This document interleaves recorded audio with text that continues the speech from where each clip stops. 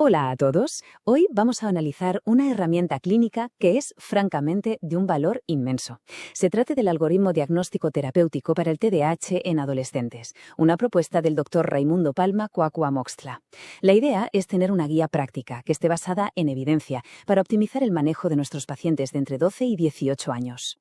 Y bueno, ¿cómo vamos a abordar esto? Pues muy sencillo, vamos a seguir la misma estructura lógica que propone el algoritmo. Empezaremos viendo en qué se basa, luego pasaremos a las fases de detección y diagnóstico, nos meteremos de lleno en el plan terapéutico, que es el núcleo, y terminaremos con el seguimiento y cuándo debemos derivar. Un recorrido completo en 5 fases muy claras. A ver, lo primero que hay que entender es que esto no es un tratado teórico. No, es una herramienta súper práctica, pensada para el día a día, tanto en atención primaria como en especializada. De hecho, su formato está diseñado para que se pueda integrar directamente en la historia clínica, lo que nos facilita un seguimiento mucho más ordenado del paciente.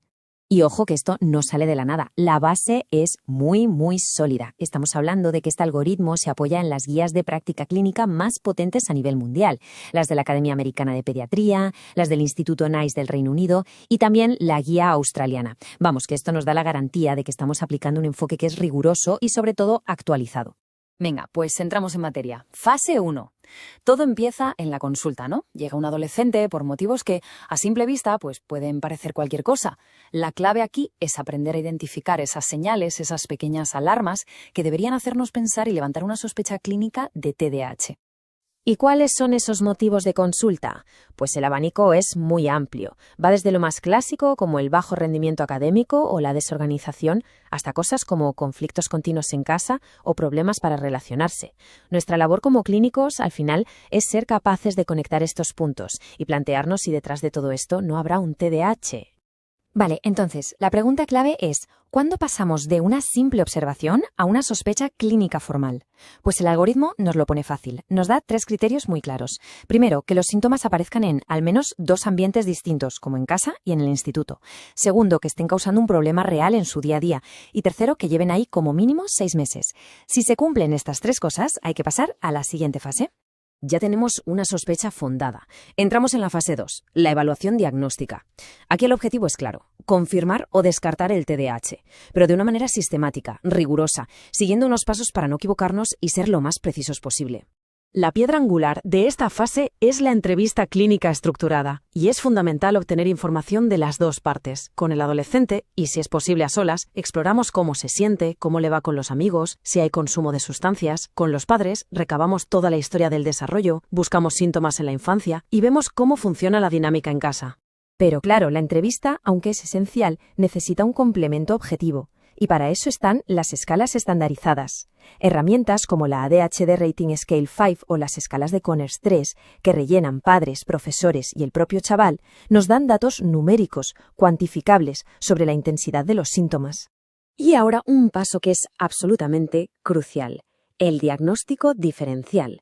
Es que los síntomas del TDAH se pueden solapar con muchísimas otras cosas, así que es importantísimo descartar trastornos del ánimo, de ansiedad, problemas con sustancias o incluso dificultades de aprendizaje. Esta lista es una guía fundamental para no meter la pata. Y finalmente, para poner el sello de confirmado, recurrimos a los criterios del DSM-5. En adolescentes necesitamos un mínimo de 5 síntomas de inatención o 5 de hiperactividad-impulsividad. Además, es clave que empezaran antes de los 12 años, que se den en varios sitios, que generen un deterioro claro y, por supuesto, que no haya otro trastorno que lo explique mejor. Muy bien, diagnóstico confirmado. ¿Y ahora qué? Pues ahora llegamos al corazón del algoritmo, la fase 3. Diseñar un plan terapéutico que sea completo y, sobre todo, a medida para ese paciente. Aquí es donde trazamos toda la estrategia de intervención. Pero cuidado, antes de pensar en fármacos, el algoritmo nos recuerda 5 principios básicos. Son como los cimientos del tratamiento. Primero, el adolescente tiene que participar activamente. Segundo, el tratamiento tiene que ser multimodal. Tercero, hay que manejar las comorbilidades. Cuarto, coordinación total entre instituto, familia y nosotros. Y quinto, un seguimiento muy de cerca. A partir de aquí, el algoritmo se divide en 2 caminos. La primera, la rama A, es para el escenario, digamos, más limpio. El adolescente que tiene TDAH, pero sin otras comorbilidades psiquiátricas importantes asociadas. Para los casos que son de moderados a graves, la primera línea de tratamiento es la farmacoterapia. Y aquí los fármacos estimulantes como el metilfenidato de liberación controlada o la lisdexanfetamina son los protagonistas. La tabla nos detalla las dosis de inicio y de mantenimiento, algo que es súper útil para la práctica diaria. Pero, ¿qué pasa si los estimulantes no son una opción? Pues tenemos una segunda línea, los no estimulantes. Fármacos como la atomoxetina o la guanfacina son alternativas muy buenas, sobre todo si hay tics, mucha ansiedad de base o si nos preocupa el riesgo de abuso de sustancias.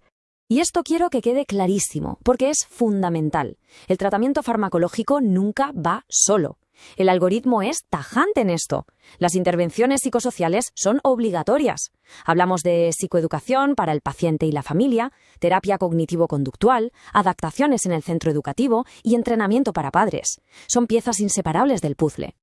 Venga, ya hemos visto el camino más directo. Ahora vamos con la rama B, el escenario complejo el que muchas veces nos encontramos, el TDAH que viene con compañía.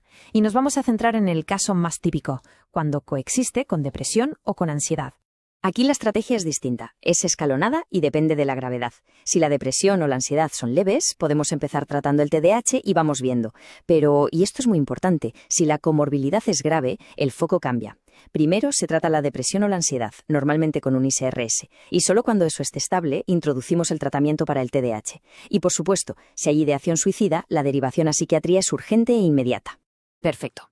Hemos diagnosticado, hemos empezado un tratamiento, pero el trabajo no acaba aquí, ni mucho menos. Entramos en las fases finales del algoritmo, la 4 y la 5, que se centran en el manejo a largo plazo, el seguimiento continuo y tener claro cuándo el caso nos supera y hay que derivarlo a un especialista.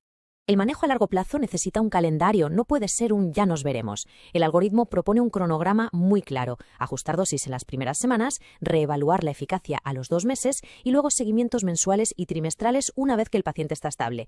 Así nos aseguramos de que todo va bien y es seguro. Y saber cuándo derivar es tan importante como saber tratar. El algoritmo nos da una lista de banderas rojas muy específicas.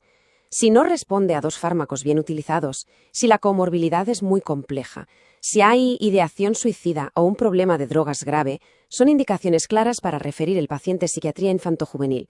Y para que todo esto no se quede en el aire, veamos un caso clínico rápido. Un chico de 14 años, TDAH con predominio de inatención. Siguiendo el algoritmo se le pauta metilfenidato, psicoeducación y terapia cognitivo-conductual. El resultado a las 8 semanas, una mejoría del 60% en los síntomas. Es un ejemplo perfecto de cómo este modelo se aplica y funciona en la vida real.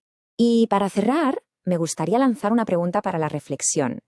Después de repasar esta guía, la cuestión es, ¿de qué manera podría la implementación de un algoritmo como este optimizar el abordaje de los adolescentes con TDAH en la práctica clínica diaria? Sin duda, es una herramienta potentísima para mejorar los resultados de nuestros pacientes.